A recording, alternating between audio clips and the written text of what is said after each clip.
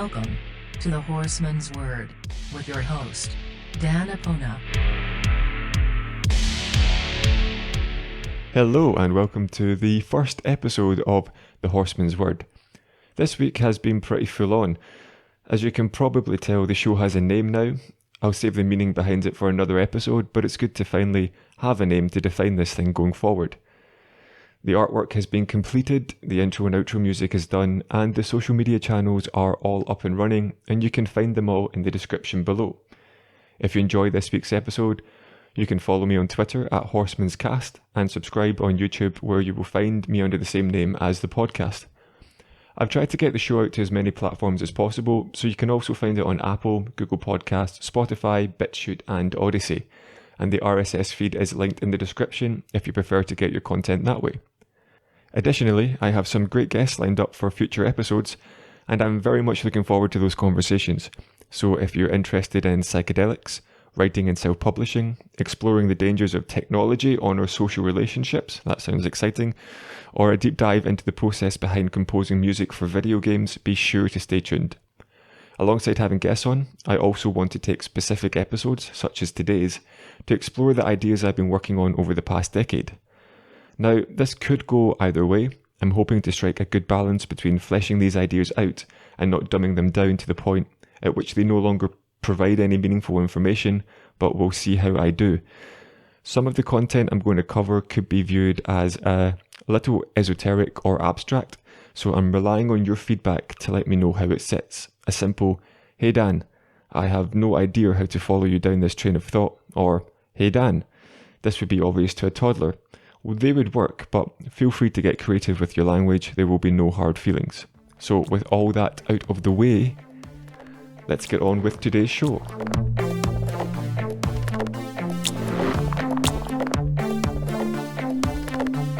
This episode, I wanted to take a look at something that many of us take for granted: our beliefs. The Oxford English Dictionary defines belief as an opinion about something that you think is true. It has its roots in the late 12th century from the word believe, spelled B-I-L-E-A-V-E, which means confidence held in a person or thing.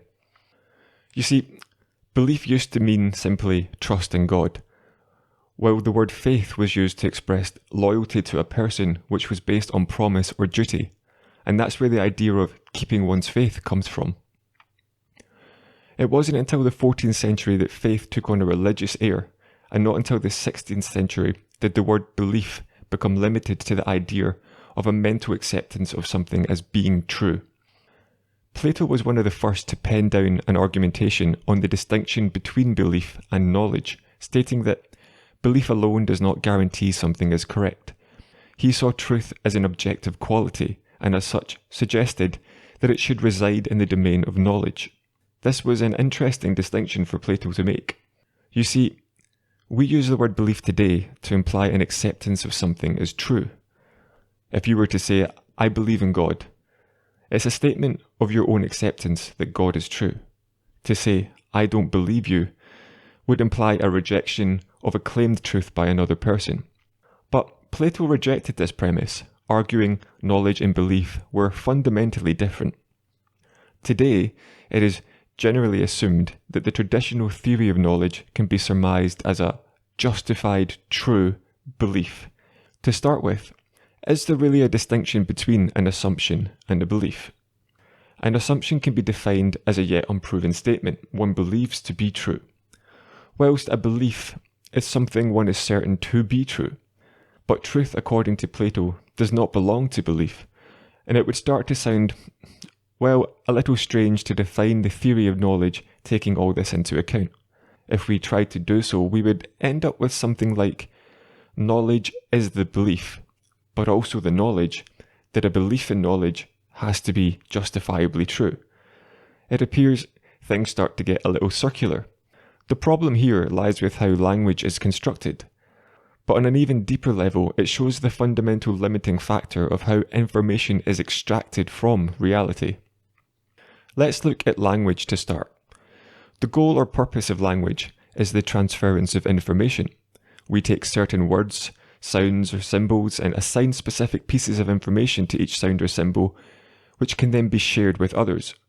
We can then string together lots of these sounds or symbols to construct more complex descriptions of this information. The word cup holds inherent information, but the words big red metal cup encapsulates a far more nuanced description about that particular cup. Each of these words are in essence self-contained, and by that I mean they all contain their own information, but strung together, each of their individual meanings coalesce into a singular meaning, and a big red metal cup can then stand on its own as a singular piece of information. This might seem self-evident, but it's a stepping stone to understanding the broader issue with the transference of information through language, and it will help highlight the problems with belief, knowledge, and the notion of truth. Let's go back to the previous example. We can all bring to mind the information encapsulated in the word cup, but it's not as simple as that because the word cup rests on a colossal foundation of references and relational information that one must have in place before the word cup means anything at all. What is a cup? It could be described as an object designed to hold liquid, but we mustn't dismiss the importance of understanding that in this very brief description lies the building blocks of many hundreds if not thousands of relational links. What is liquid? What does it mean to hold a thing? What is it to be designed? And fundamentally, what is an object? It's easy to dismiss all of this as obvious for those of us that have developed and matured alongside language systems. However, the importance of this relational structure of language must not be so easily cast aside. It's this very structure that leaves language so open to misuse and the absolute possibility of collapsing in on itself. And okay, that might be an extreme claim, and the likelihood of such a thing happening is almost zero, mostly due in fact to that very same relational structure. Think of it like a giant web built from thousands of nodes, and each of these nodes a word in the English language. Each node is connected to another node with a kind of relational link. For example, the word water is linked to wet, but also to liquid, and oxygen, and ice, and living organisms. Each of these links holds the relational data between one word and another. Each individual node in this web is the encapsulation of information that is fed by, but also feeds other nodes. It's an incredibly complex system that arises out of a relatively simple rule set. However, if one of those nodes was to disappear, the relational rules between the remaining nodes in that specific network would still be bound together by other neighbouring rules. It's a self-sustaining system, and that opens up a very interesting question that leads us closer to questions such as the fundamental nature of reality. Hold on. First, what is this very interesting question you speak of? And secondly, just how does the structure of language have anything to do with understanding the nature of reality? Fortunately, the former, very interesting question will lead us to the latter, and that question is this: does language have a root? And what do you mean by a root? Well, throughout the 1960s, Joseph Greenberg, who worked as a linguist at Stanford University, pioneered what came to be known as the proto-world theory. Now, this was a theory that suggested that all languages go back to the same root. The hypothesis put forward by Professor Joseph Greenberg and his colleagues held that an original mother language developed in Africa amongst early Homo sapiens, and that from there spread out across the globe. This theory didn't come out of the blue. After all, there are over 400 languages that are theorized to have developed out of the archaic Proto-Indo-European language known as Pi, including Hindi, Persian, English, and Spanish, to name but a few. But I want to go even deeper than this. When I talk about a root, I don't mean a common language that all other languages spring forth from. I mean the very root of what language is made up of: information. Language is information, and I think, hopefully, we can all agree on that much. It's also relational in structure, so it could also be described as information that connects information, or as information that is used to explain information. So, we have a system of information that can be described by information, which uses that very same system of information in order to explain itself. Ouch. So, what question could you ask to derive information from a system of information, where in order to obtain said information, we must first use that system to construct said questions in the first place? Surely no matter what we ask, we're always going to get back the same information. It's like feeding steak into a meat grinder. The mince that comes out the other end might look different, but it's fundamentally made of the same stuff. So, what is information? Claude E. Shannon, who was an American engineer, worked on a paper titled A Mathematical Theory of Communication, and was also known as the father of information theory. And he had the following to say about information. The word information, he says, has been given different meanings by various writers in the general field of information theory.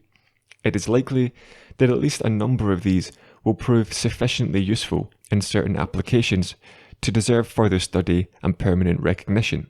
However, it is hardly to be expected that a single concept of information would satisfactorily account for the number of possible applications of this general field. One area that was of interest to Shannon was to do with the semantic problems relating to meaning and truth. Take for example the phrase, "This sentence is false." If "this sentence is false" is true, then it must be claimed to be false, but the sentence states that it is false. And if it's false, then it must be true. This particular example is known as the liar's paradox. And if you're interested in paradoxes, stay tuned for future episodes. Overcoming these paradoxes has been attempted to varying degrees of success. Fuzzy logic, for example, which is a logic system that includes terminology like fuzzification, which makes you wonder if the entire thing is just an elaborate logical troll, attempts to handle the problem by declaring that the truth value of any statement can be assigned to any real number between 0 and 1, both inclusive, which then alleviates the problem of working with Boolean logic, which is where a statement would have to be either exclusively true or false. Fuzzy logic has other ideas in this, and instead assigns the statement a value of 0.5, declaring it precisely half true and half false. Very convenient. Arthur Norman Pryor, a New Zealand-born philosopher and logician, rejected the notion that there was anything paradoxical about the liar's paradox to begin with. It was his belief that all statements include an implicit assertion of their own truth. For example, the statement, "It is true that 2 plus 2 equals 4, contains really no more information than the statement, 2 plus 2 equals 4, because the phrase, "It is true," is always implicitly there. Similarly, in the self-referential spirit of the liar's paradox, the phrase, "It is true that," is equivalent to, "This whole statement is true," and as such, could simply be phrased as, "This whole statement is true that this statement is false." Okay, but what have we actually learned here? Perhaps most importantly, we now know that even when looking at language, there's no getting away from mathematics. The truth is that there's a huge volume of mathematical theories and philosophical musings that look to answer this very question. And yet I feel it can be best summed up as this. Information is the difference between one observation and another. In the very same manner as language, which we've already concluded is simply information housed within symbols and sounds, information itself is reliant on the principles of self-referencing. Before going any further, it's important that we at least have a framework of understanding on what I mean when I say self-referencing. The idea of self-referencing systems isn't new. The Ouroboros, a symbol which depicts a serpent consuming its own tail, seems to paint a pretty clear picture on the understanding its creators were expressing.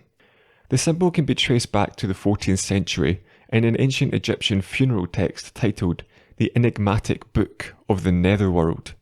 And with a name like that, I'm sure we can both agree it's most probably cursed. The book is written in cryptographic code, and as a result, much of its contents remain unknown today. The symbol appears to denote the understanding that there is a unity of all things, material and spiritual, which never disappears but perpetually changes form in an eternal cycle of destruction and recreation. This idea can be best visually represented in the infinitely complex patterns known as fractals. Fractals emerge from the continuous repetition of a simple rule set in an ongoing feedback loop. This has an implication on how we understand information and, as a result, language, because it highlights the fundamental property at play: infinite complexity arising out of a self-referential system. We can see this behaviour played out across reality. Just take a look at a fern leaf. Each leaf, or frond, which I didn't know, but that's what they're called, are made up of smaller, identically shaped subparts known as blades, and each of the blades is made up of even smaller, identically shaped parts called pinnae. I might be pronouncing that wrong. Fractal geometry is found everywhere. In chemistry, it can be found in the bonding of amino acids into polypeptides. Branching fractal patterns can even be seen in river deltas.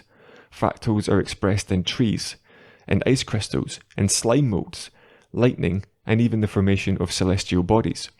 Another example of this property can be seen in Conway's Game of Life. So, in 1968, John Conway began experiments in an attempt to define an interesting and unpredictable cell automaton, which eventually went on to become the Game of Life. It's a simple two-dimensional, rule-based system that sits over a grid-based environment.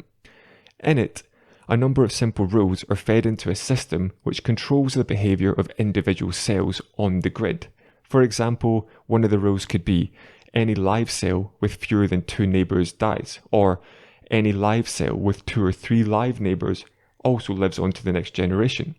And whilst it's not a perfect analogy to our reality by any stretch, Conway's Game of Life does beautifully highlight the complexity and the self-sustainability that can arise out of a seemingly simple and mundane set of rules. So, you might be asking me, how does this relate to information and language? For this, let me offer a thought experiment. So please close your eyes and pay attention. Unless you're driving, don't close your eyes if you're driving. Imagine, if you could, a black canvas stretching out in all directions, and remove from yourself any notion of colour, any notion of having a body, of being a human, of size or shape. There simply exists an all-encompassing black canvas. Now, of course, you wouldn't identify it as a canvas or have any conception of its colour, because to you, all it would be is all there is. It would be the sum total of all information. There is nothing you could say about it, no way in which it could be described, and yet it would represent the totality of all information that is available to you. Now, imagine a tiny white dot appearing somewhere on this canvas. Again, you have no notion of what white is and no understanding of shape, but right at that moment, information has been created, and it was created by contrast. Not only is there now the information of what came before the white dot's appearance, but also the information of a part of the canvas that now differs from the rest. No longer a singular, infinite thing, but a thing that now contains a thing.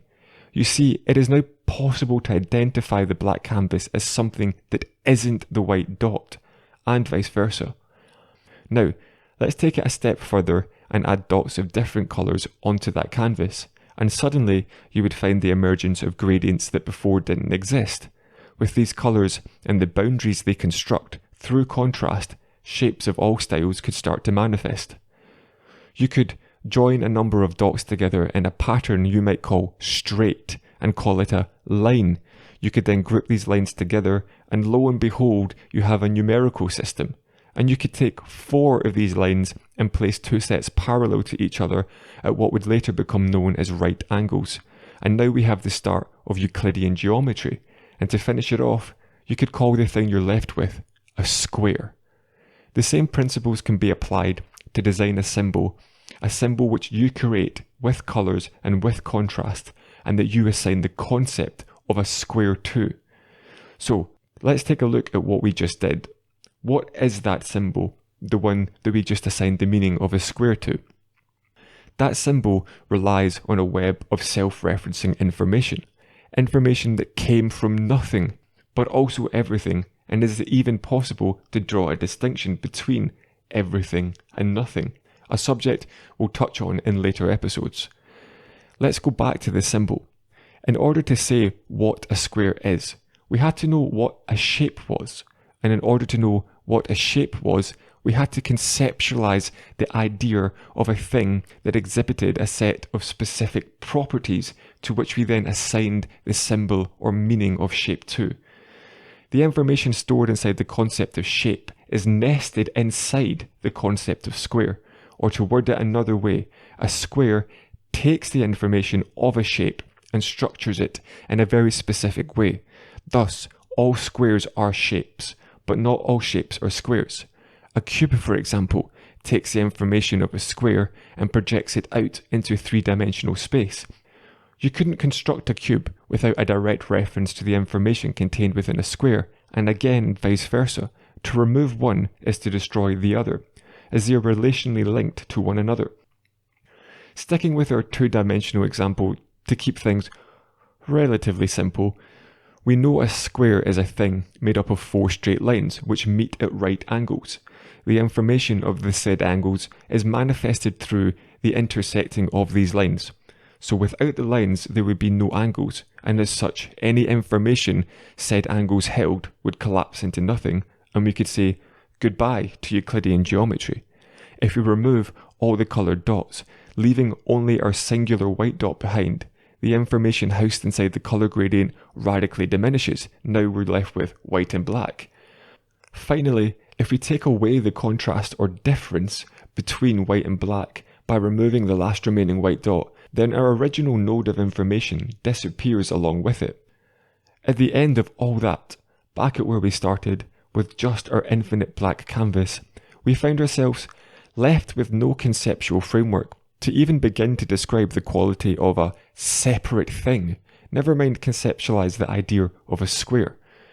You see, the information that is stored inside all language could and can only ever emerge through the identification of distinction. Just as a cup is a distinct object, an object is a distinct material thing, and a material thing is a distinct pattern expressed in and out of matter, and matter is a distinct oscillation of energy that dances upon an infinite canvas of nothingness, a fundamental nothingness, an unknowable, unnameable thing from which everything else is born. So the next time you decide to declare your belief in something, maybe you'll take a minute to think about what that actually means. Perhaps those so-called beliefs that many of us hold with such conviction will loosen their grip, even if just a little. Language is a tricky thing, and we don't always get it right. When speaking of truth, it could be called an impossible task, but I think with the right contextualization, we can steer each other effectively enough through the minefield that is language and meaning. And whilst we might risk setting off an explosion every now and then, with practice we will only get better at navigating these risky waters. And that, my friends, is a wrap for today's episode. I hope you enjoyed it, and maybe even learned something new. I certainly enjoyed writing it, I enjoyed researching it, I didn't enjoy recording it very much. Speaking into a microphone is an alien environment for me, so there is definitely room for improvement on my end, so I have my homework set out for me. If this type of content interests you, and you would like to hear more of it, then consider subscribing to the podcast, or on YouTube, where you can find it under the same name, The Horseman's Word. If you leave a review because you found it interesting, that lets other people know that you found it interesting, and it helps get the word out. Believe it or not, being heard above the noise of the millions of podcasts that exist out there is quite difficult, I've come to discover. And if you have a topic you'd like to hear me talk about, or you'd like to talk to me about, you can reach out to me on Twitter at HorsemansCast. I would really love to hear from you, so please don't be shy. Thank you very much for listening, and until the next time, good vibes to you.